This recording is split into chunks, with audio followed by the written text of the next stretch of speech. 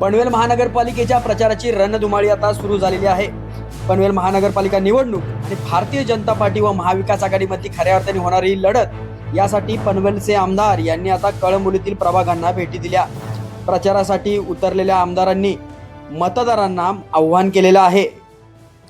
महापालिका निवडणूक आणि या निवडणुकीमध्ये महायुतीचे जास्तीत जास्त उमेदवार निवडून आणण्यासाठी आपण आता स्वतः ग्राउंडवर महेंद्र थोरवे देखील कळंबोलीत आले आहेत। त्यांचं चंदन कसं वातावरण? मी पनवेल महापालिका हद्दीतल्या सर्व मतदारांना धन्यवाद देईन की त्यांच्या माध्यमातून सातत्यानं या पनवेल क्षेत्रामध्ये मला सातत्यानं या मतदारसंघासाठी काम करण्याचं बळ त्यांनी दिलंय। 2009 सालापासून या मतदारसंघाचं प्रतिनिधित्व करण्याची त्यांनी मला संधी दिली आणि आज पनवेल महापालिकेची निवडणूक दुसऱ्यांदा लागते। येत्या 15 तारखेला या निवडणुकीचं मतदान आहे आणि या मतदानाच्या माध्यमातून केलेल्या कामाच्या आधारावरती लोकांच्याकडे मत मागण्यासाठी आम्ही जात आहोत।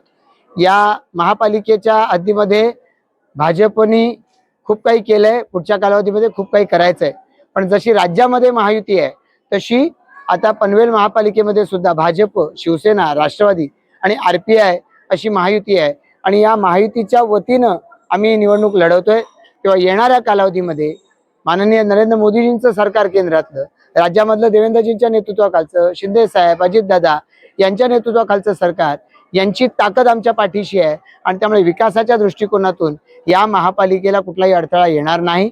कळंबोली आणि परिसरामध्ये वेगवेगळ्या पद्धतीची विकास कामं सातत्यानं करत राहिलेलो आहोत। मग ती रस्त्यांची कामं असतील, ती गटारांची कामं असतील, बगीचे असतील, मैदान असेल, सामाजिक भवन असेल, या प्रत्येक कामातून आम्ही लोकांच्यासाठी काही ना काहीतरी देण्याचा प्रयत्न केलेला आहे। त्यामुळे सर्वसामान्य जनता ही आज भाजप आणि महायुतीच्या सोबत आहे। मला या प्रभाग क्रमांक 10 मधल्या सगळ्या मतदारांना आवाहन करायचं आहे की मतदानाला आपण अवश्य जावं।